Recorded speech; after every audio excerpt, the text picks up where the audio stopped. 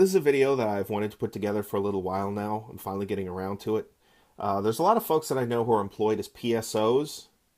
Those people are protective security officers. They're federal contractors with FPS.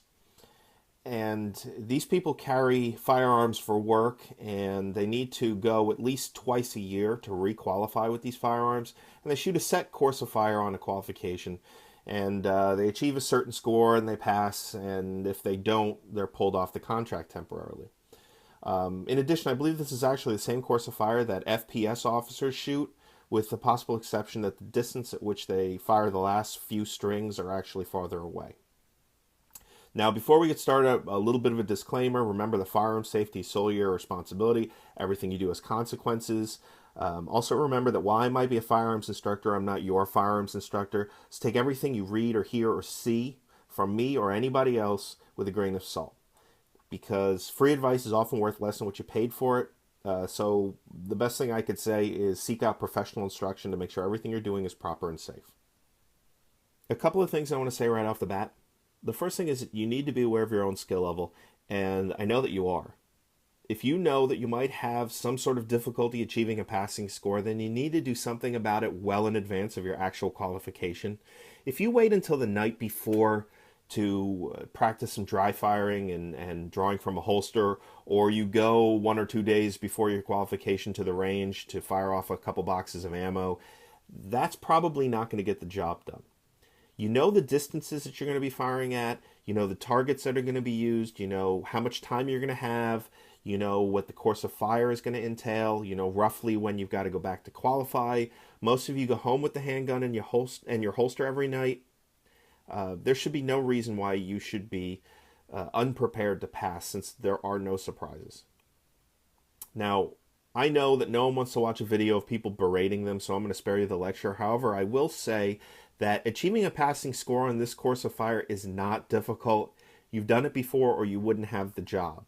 And the reality is that you're indirectly getting paid taxpayer dollars to know how to use your gun, so it's in everybody's best interest for you to actually know how to use it.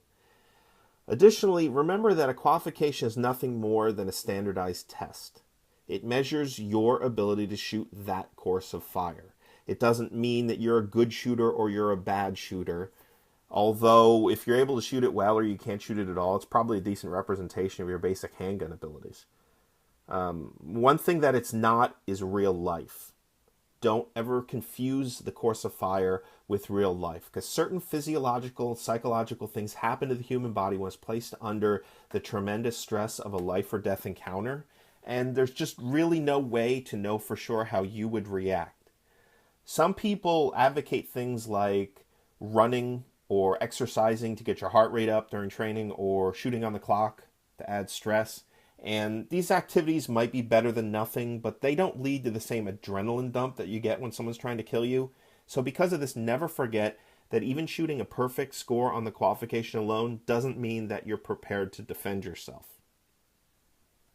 So also remember that this course of fire is not tactically sound. And what I mean by that is, let's just say, for example, I don't know how the folks running your qualification handle gun malfunctions, but if they require you to stop and raise your hand to let them know that you had a malfunction, that's obviously not the type of habit you want to get into in real life.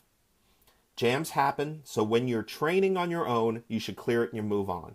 During your qualification, however, if they tell you to do that, then it's in your best interest to do it. Remember that you're always going to know how many rounds to fire in a string. You're going to be standing from a starting position. You have adequate lighting. You're wearing hearing protection. There's zero movement involved. You don't engage multiple attackers. The targets are always squared up to you. And bullets are only going in one direction. So obviously this is not real life. It's a best case scenario. If you can't pass this course of fire in this best case scenario, you're going to have problems if you were ever misfortunate enough to encounter something in real life. Remember, once again, that this is a test, and the tips that I'm giving you are designed to maximize your chances of passing the qualification and continuing to earn your paycheck. They shouldn't be confused with what you're going to do in real life, because a lot of them are the exact opposite that you want to do on the job. For example, taking 20 seconds to fire off 4 rounds and kneeling halfway in between at a target, it's not a great idea. So keep in mind, this is no substitute for actual legitimate training. The first tip that I can give you is that the course of fire involves something called par time. So what this means is that you're given a time limit. Shots that go over the time limit don't count, but if you shoot at a blistering speed, that's not going to give you any bonus points. So remember that it's in your best interest to take as much time as you need to get accurate hits, as long as you don't get over. You should get used to what 3 or 5 or 10 seconds feels like. You should get accustomed to firing in a set cadence that allows you to use nearly all the time that you're given if you need it. Going over is a horrible idea, but shooting a 10-second string in 3 seconds and missing half the shots is just as bad. Another tip that might buy you some time, some ranges have targets that turn to face you at the start of the string and then they turn away when your time's up. Other ranges, somebody's going to be blowing a whistle or running a shot timer that has a loud buzzer on it. So remember, whatever the case is, don't wait for the buzzer to stop or the whistling to stop or the target to be fully exposed before you start drawing your handgun. Your time starts when the buzzer starts or when the target starts moving. Some of those buzzers or whistles are going to take half a second or longer, and sometimes it takes just as long for a target to actually fully turn and face you. If you wait until the sound ends or the target stops moving before you start your draw, you've wasted all that time. You don't want to jump the gun, but you don't want to hang around wasting time either. One of the easiest ways that I know of to improve your score is being aware of the characteristics of the target that you're going to use. As far as I know, everyone is going to be using the same Immigration and Customs Enforcement 1960s gangster looking target. And this target officially is scored with an X-ring in the center. Surrounding that X-ring is a 5-point ring that includes part of the head. Outside of this is the 4 ring, and everything else within the border of the bad guy is worth 2 points. Obviously, bullets that hit outside of the silhouette or that miss the paper completely are worth nothing. If the bullet breaks a line, typically it's scored as the higher value of the 2 bordering areas. If you notice on this target, the lines that border between scoring rings is actually pretty thick. So that works to your advantage. Now, unfortunately, though, I've seen or heard of this target scored a number of different ways. Sometimes everything within the 4 ring is considered 5 points, and the rest of the target is worth 3. Other times, the rest of the target is worth 2. Sometimes when it comes to the head, there's this imaginary line that separates the head from the body for the strings that require headshots, and usually hits inside the scoring ring are worth 5 points, and those outside of the ring, but that still fall within the outline of the head, including the hair, are worth whatever the lowest point value is on the target, either 2 or 3 points. However, some people grade these shots as total misses and worth nothing. The reality, however, is that none of this matters when you're shooting. You're not going to be aiming for scoring rings, and you don't care what's worth what. That's all left for the end and for the person who's going to be scoring.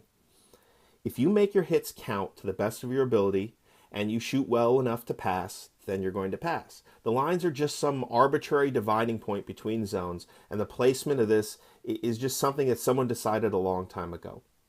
What you're aiming at is you're going to be shooting at a point, literally a single one-dimensional dot on the target. There's this saying that says, aim small, miss small. What that means, if you're going to miss a point in space by 6 inches, you're going to be 6 inches from the center of the target. But if you generally aim for the 5 ring and you miss by 6 inches, you're going to be somewhere out here. If you're aiming for anywhere within the bad guy and you miss by 6 inches, now you're off the target. Remember, you pick a tiny dot for aiming and you try to hit that dot. The rings don't mean anything to you. So, where should your aiming point be? And here's where the target is going to fool you. If you look closely at the alignment of the scoring rings, you'll see that they're not centered in the target. The X ring is not in the middle of the body, and the head ring is not centered in the head. If you split the difference based on the outer outline of the silhouette, you're going to be aiming at the wrong point. So instead, you have to split the difference of the scoring ring. So for the head, what you're going to see is the aiming point should be about here. This is just to the side of the bridge of the nose. So for the body, the point of aim should be about here, roughly between the two hairy knuckled fingers on his left hand. If you just generally aim for the center of the chest area, you might get a solid real-world hit to the heart. However, that's not what we're shooting for during this qualification. And remember, your goal here is not real-world performance. It's to pass the qualification.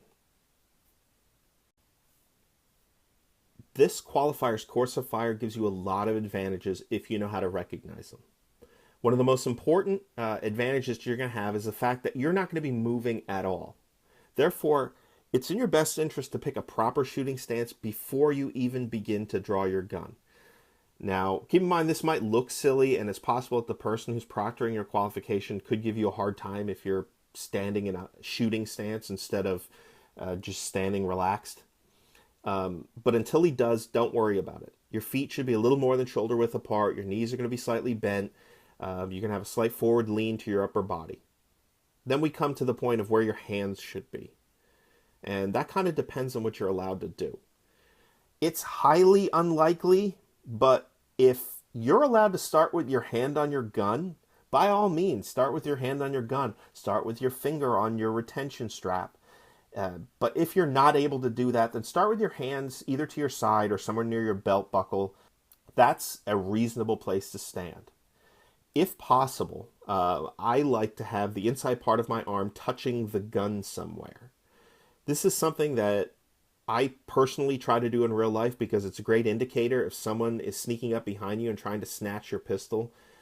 And it's way more reasonable to do this than walking around with your hand on your gun all the time. For the purposes of the qualifier, however, what this does is it helps orient your brain to the exact location of your gun. If the inside of your arm is touching your gun, your brain knows, okay, that's where the gun is. At this point in time, you should be able to find your pistol just like second nature, but having your arm on it a little bit gives you a little extra accuracy to your awareness. There's this concept that everyone should put into practice. It's called natural point of aim. Now, everybody's physiology is a little different, but what it means is that each of us has a spot where the gun naturally wants to point when you draw it. In order to find yours, you can practice at home. At this point, I shouldn't have to remind you, but in case you aren't aware of common firearm safety rules, this absolutely needs to be done with an unloaded gun, no ammunition, no loaded mags, anywhere in your duty belt, anywhere in the room. You stand in front of an inanimate object and you use that as a target. You take a good shooting stance, you draw your gun, you point your empty firearm at the target. It should be pointing generally where you want to aim it. So now you reholster the gun and you try it again with your eyes closed. Once your gun is at full extension, you open your eyes and notice where the pistol is pointing. Now, is it a little to the left? Is it a little to the right? If it is, you adjust your feet and your body slightly to compensate. Then you repeat this. After a couple of times, the gun's going to be pointing at your natural point of aim. Take note of how you're positioned and where this point of aim is. Ideally, this is how you want to stand in front of your target at all times during the qualification course of fire, with the exception of the first couple of shots fired from retention. What this means is that your body's automatically going to want to point to the center line of the target, and it's going to give you an advantage during your qualification.